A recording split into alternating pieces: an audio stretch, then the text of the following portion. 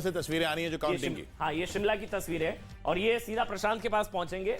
और ये जो तस्वीरें इस वक्त आप देख, ये शिमला की तस्वीर है, क्योंकि 6:54 हो चुके हैं, 7 बज चुके हैं। 8 बजे से पहला रुझान आएगा। 8 बजे पहला रुझान आएगा। शुरुआती आधे घंटे में पोस्टल बैलेट होंगे और फिर उसके बाद 8:30 पौने 9 से है फिर जो है रुझान आने शुरू हो जाएंगे। तस्वीर लगभग 10 साढ़े 10 के आसपास लगभग पूरी तरह से साफ हो जाएगी। नीचे जो आप स्क्रीन देख रहे हैं इस वक्त फिर से आपको बता देते हैं, गुजरात में 182 सीटें हैं। 99 पिछली बार बीजेपी के पास थी, कांग्रेस के पास थी 77। अब होगा ये, क्योंकि यहां पर चाहिए 92, मैजिकल फिगर 92 है। अब बीजेपी 92 के लिए नहीं लड़ रही। बीजेपी का दावा है कि वो अपना ही रिकॉर्ड तोड़ेगी। माधव सिंह सोलंकी का अगर रिकॉर्ड टूटता है 149 का टूटता है, नहीं टूटता है, लेकिन 20 सालों में सबसे कम परफॉर्मेंस थी पिछली बार। लेकिन इस बार क्या होगा, कांग्रेस पार्टी 77 से गिरेगी या मेंटेन करेगी, और आम आदमी पार्टी का खाता खुलता है तो कितनी सीटें, क्या दहाई का आंकड़ा पार कर पाएगी? ये 3 चीजें हैं। क्या आम आदमी पार्टी दहाई का आंकड़ा पार कर पाएगी, कांग्रेस कितना गिरेगी, और सबसे जरूरी है कि बीजेपी यहां से कितना आगे बढ़ पाती है।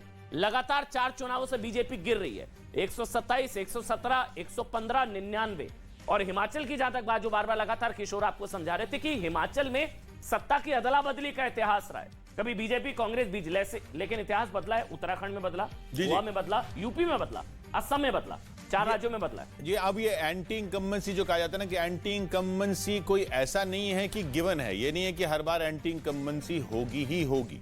विपक्ष कितनी मजबूती से चुनाव लड़ रहा है, अब जनता उसको बहुत ज्यादा देख रही है। इनकम्बेंसी अब हाँ, और सत्ता, एक विपक्ष का कितनी मजबूती से चुनाव लड़ना और फिर सत्ता पक्ष का अपने गढ़ को बचाना, वो पूरा जो टेम्पलेट है वो पिछले 10-20 साल में तो बदल ही गया है।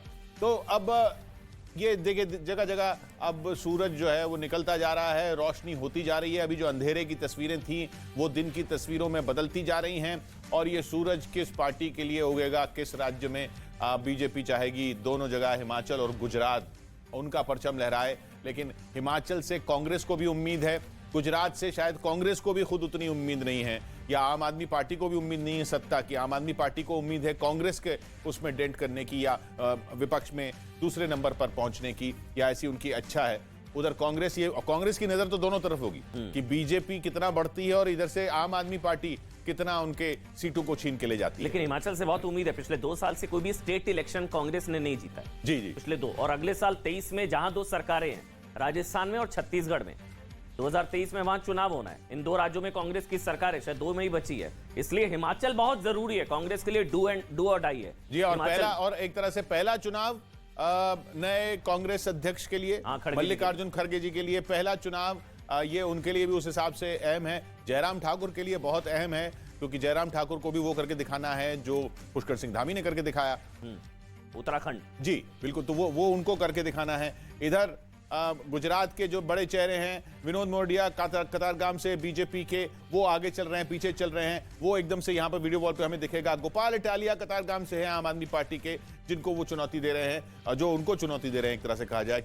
उधर पूर्णेश मोदी सूरत पश्चिम से बीजेपी के, उनकी सीट पर नजर रहेगी। इधर हिमाचल में जयराम ठाकुर सराज से चुनाव लड़ रहे हैं, उनकी सीट पे वो आगे चल रहे हैं, पीछे चल रहे हैं। या कुटलेहड़ से हिमाचल प्रदेश में वीरेंद्र कंवर जो ग्रामीण विकास मंत्री हैं, उनकी सीट पर नजर रहेगी।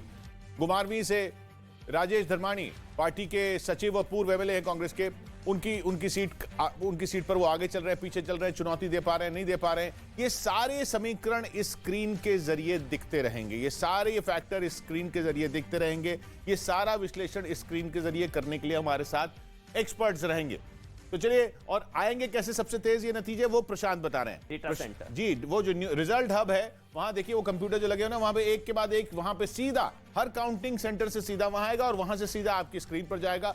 तो जितना एक डेटा सिग्नल को वक्त लगता है पहुंचने में, बस उतना वक्त लगेगा आपकी स्क्रीन तक इस आंकड़े को पहुंचने में, यानी सेकंड से भी कम। क्यों प्रशांत?